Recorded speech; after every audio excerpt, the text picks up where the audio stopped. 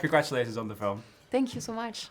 Tell me about the initial lure of the book for you as a filmmaker, because it's been made a few times over the decades. So what was your starting point, and how did it all start for you? So I read the adaptation. It was April 2020, full pandemic, everyone locked in, and I read this adaptation. And I knew the novel. I had read it in the past. I had seen one of the adaptation, and I felt a strong need to talk about human connection through sensuality, through touch, through sexuality, desire, and I felt that embarking on this journey and emphasizing Cody's point of view, which was not really like the focus from the previous adaptation, was something that I was excited to do, and to give an immersive experience of her journey, through her eyes, under her skin, and really like accentuates all the sensations and opening senses, opening with the nature,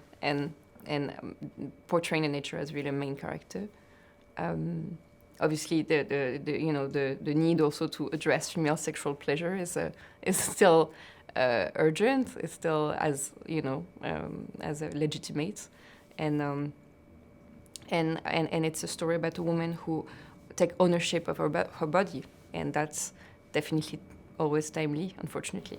Yeah. And timeless. Yeah, and I mean, it's like you said before, the book, obviously when the book first came out, it was controversial and all these kind of things, whereas now in 2022 the world is open to a lot of these things. How important is it that a story like this can cross kind of the time barrier, if you like, and now feel more relevant than ever now? Yes, I think at that time there was also other topics that was more scandalous, was class, which is less today. I mean, we're still very much in a society like run by class, but that's not the scandal. The scandal was really the main scandal was addressing female sexual pleasure as a pure and beautiful and glorifying sex as a vital need. And it's kind of a celebration to life through revitalization of human beings through sexuality, and that was a very strong statement, a strong political statement that was not accepted at the time, because women's freedom was not accepted, and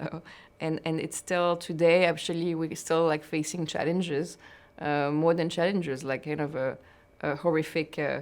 Political events with what's happening in Iran, for example, or Roe and Wade being overturned. And this story, as scandalous as it was, is still scandalous for some people, because it's still, feel like a political statement to say like the body of a woman is so politicized, but it needs to be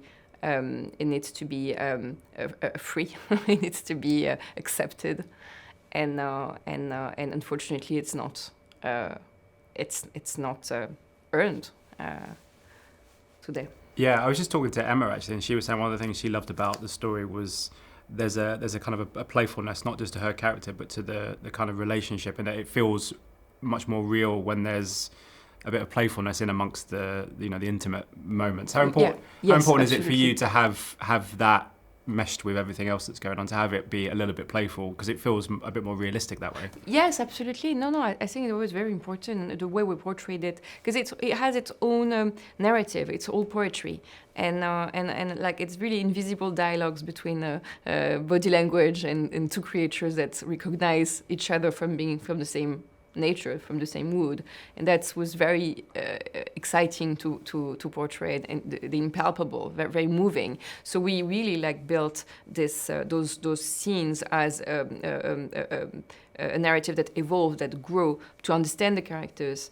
that push them forward, and push the relationship into something that's wordless, that's beyond, transcendental, ecstatic. And so we made sure that there was nothing redundant or gratuitous, but we worked with intimacy coordinator to orchestrate it as kind of dancing choreography. And so we rehearsed for like a couple of weeks every day to make sure that we found the right emotions through those scenes to really reach the level of passion and romance.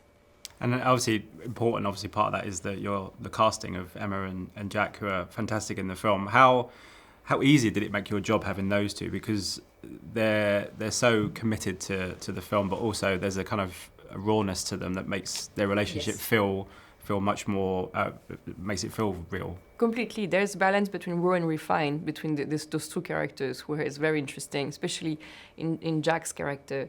It's easy to portray a cliche of Oliver Mellors being the man in the wood that's, you know, antisocial and opaque, and Jack has something very tender and sensitive, that he vulnerable, and Emma same. Emma is a free spirit. They really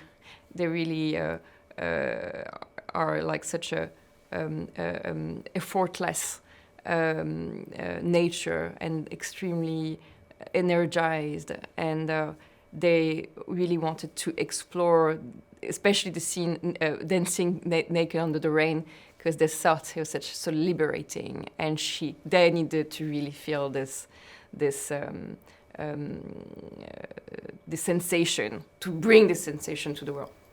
Fantastic. Well, I wish you all the best with the film. Thank Thanks so you. much for your time. Thank Pleasure. you so much. Thank you so much. Thank you. Ladies and gentlemen, you're watching Hey You Guys! Hey You Guys, huh? Hey, you guys. Is that from the Goonies? It is indeed, yes. Nice. Hey,